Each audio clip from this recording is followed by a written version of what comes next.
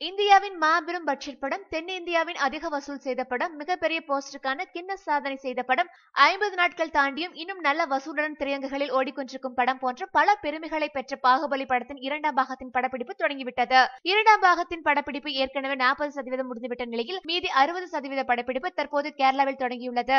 கேரளாவில் உள்ள அதிரம்பள்ளி நீர்வீழ்ச்சி பகுதியில் படப்பிடிப்பு தொடங்கியுள்ளதாகவும், இந்த படப்பிடிப்பில் பிரபாஸ் சம்பந்தப்பட்ட ஒரு பாடல் காட்சி படமாக்கப்பட்டு வருவதாகவும் படக்குழுவினர் தெரிவித்துள்ளனர். முதல் பாகத்தில் தமன்னாவிற்கு அதிக முக்கியத்துவம் கொடுக்கப்பட்டிருந்த நிலையில் 2ஆம் பாகத்தில் முழுக்க அனுஷ்காவிற்கு முக்கியத்துவம் கொடுத்து படமாக்கப்பட்டிருப்பதாகவும், முதல் பாகத்தை விட 2 மடங்கு பிரம்மாண்டமாக 2ஆம் பாகம் உருவாகும் என்றும் கூறப்படுகின்றது.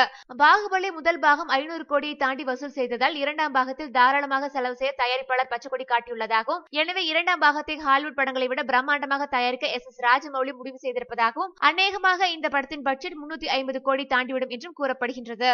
மேலும் சினிமா செய்திகளை உடனுக்குடன் தெரிந்து கொள்ள கீழே உள்ள சப்ஸ்கிரைப் பட்டனை அழுத்தவும்.